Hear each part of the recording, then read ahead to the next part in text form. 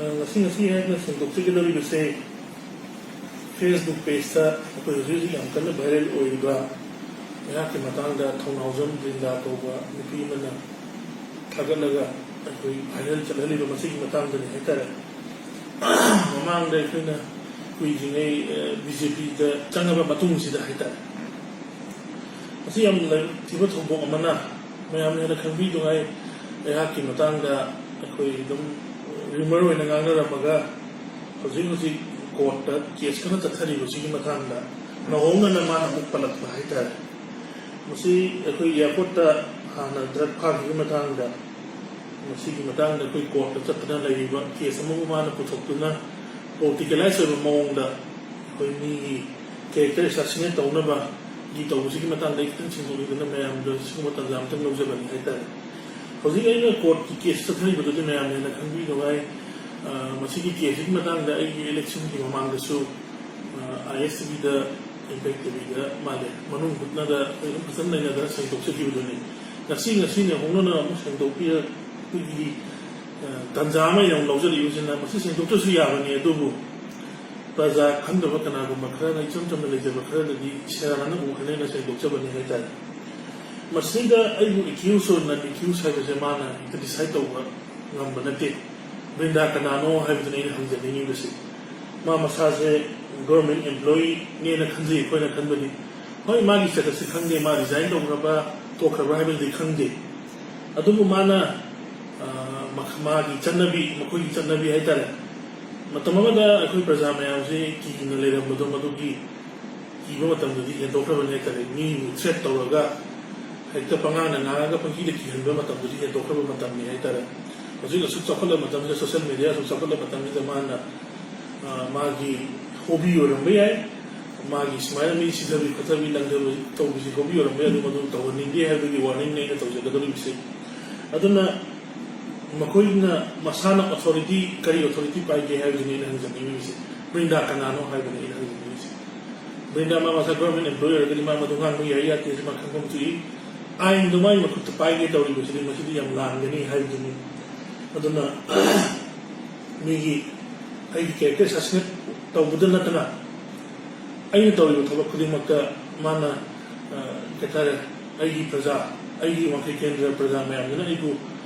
support tawbidun elect tawri ai su mana lanu nahan uhanaba simba se masi mali am lai bakti ni ai tare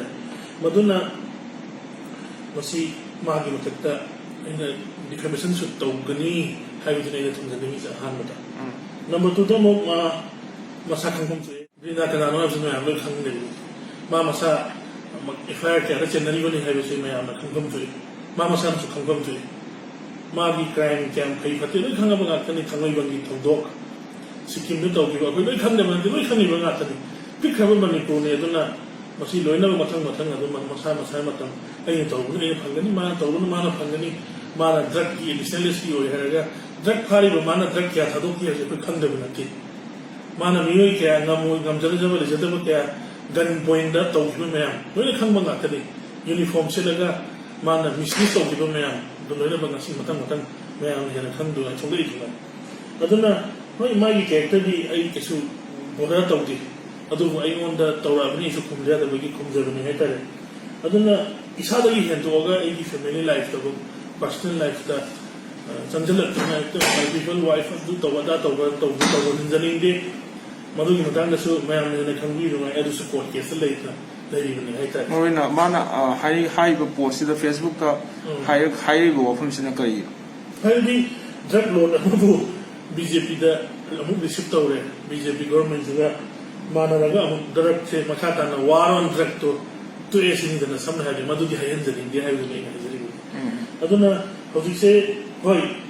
aduk kui le bese seng haraga 2013 nai thoki ba thol dokse 2020 hauji kata da mahak masana nahona na palai bese hoi ma congress ki well wisher rambe yam supporter rambe adu masina ta ai bese di ma congress ki spokesperson ni haiba haiman bathol oi tra haiba tu ni na jene ni ke ni aduk kui do ma hairam dio masana declare to is di adudi ma ai je congress lagi to ki bagi BJP chang ki bagi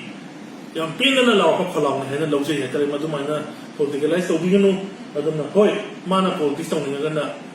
resign tꯧꯕꯤꯕꯅꯤ ꯈꯪꯗꯦ ꯃꯥꯒꯤ ꯍꯧꯖꯤꯛ ꯀꯔꯤ status ꯂꯩꯒꯦꯁꯦ ꯑꯩꯈꯣꯏ ꯈꯪꯖꯗꯦ ꯍꯥꯏꯇꯥꯔꯦ ꯒꯣꯔꯃꯦꯟꯅ ꯃꯁꯤꯗ ꯀꯔꯤ ꯃꯥꯒꯤ ꯃꯇꯤꯛ ꯆꯥꯕ ꯑꯦꯛꯁꯟꯁꯨ ꯂꯧꯈꯠꯆꯗꯅꯤ ꯀꯔꯤꯒꯨꯝꯕ ꯒꯣꯔꯃꯦꯟ ꯑꯦꯝꯄ꯭ꯂꯣꯌꯤ ꯑꯣꯏꯔꯝꯃꯒꯗꯤ ꯅꯠꯇ꯭ꯔꯒꯅ ꯃꯥꯅ ꯌꯥꯝ ꯊꯧꯅꯥ ꯐꯅ ꯄ꯭ꯔꯖꯥ ꯁꯦꯕꯥ ꯇꯧꯅꯤꯡꯉꯒꯅ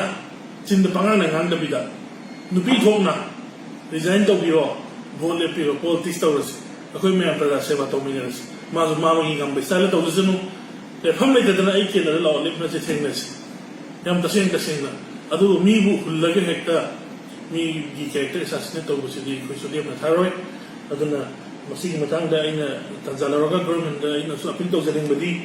ꯃꯥꯒꯤ ꯍꯧꯖꯤꯛ ꯂꯩꯔꯤꯕꯁꯦ ꯒꯣꯔꯃꯦꯟ ꯁꯥꯔꯚꯦꯟ ꯑꯃ ꯑꯣꯏꯅ ꯑꯗꯨꯝ ꯂꯩꯔꯤꯕ꯭ꯔꯥ ꯅꯠꯇ꯭ꯔꯒꯅ ꯃꯥꯁꯦ ꯑꯗꯨꯝ ꯀꯔꯤ ꯑꯗꯨꯝ ꯍꯣꯜꯗꯒ ꯂꯩꯕ꯭ꯔꯥ ꯍꯥꯏꯕꯗꯨꯅꯤ ꯑꯩꯅ ꯍꯪꯖꯅꯤꯡꯉꯤꯕꯁꯦ ꯃꯥꯒꯤ ꯃꯊꯛꯇꯁꯨ ꯃꯇꯤꯛ ꯆꯥꯕ ꯑꯦꯛꯁꯟ ꯂꯧꯈꯠꯆꯅꯤꯡꯉꯤ ꯑꯗꯨꯒ ꯃꯥꯒꯤ ꯃꯊꯛꯇ ꯑꯩꯅꯁꯨ ꯑꯥꯏꯟꯒꯤ ꯃꯇꯨꯡ ꯏꯟꯅ ꯑꯩ ꯍꯧꯖꯤꯛ ꯗꯤꯜꯂꯤꯗ ꯂꯩꯔꯒꯁꯨ ꯏꯝꯐꯥꯜꯗꯒꯤ ꯌꯧꯔꯛꯄꯒ ꯆꯞ ꯆꯥꯕ ꯗꯤꯐꯦꯃꯦꯁꯟ ꯁꯨꯠ ꯇꯧꯕꯅꯤ ꯈꯪꯗꯦ ꯀꯔꯤ IPC ꯑꯦꯛ ꯃꯌꯥꯝꯗꯣ ꯄꯥꯜꯂꯒ ꯇꯧꯐꯝ ꯊꯣꯛꯄ ꯑꯦꯛꯁꯟ ꯑꯗꯨ ꯂꯧꯈꯠꯆꯒꯅꯤ ꯍꯥꯏꯕꯗꯨꯅꯤ ꯊꯦꯡꯛ ꯌꯨ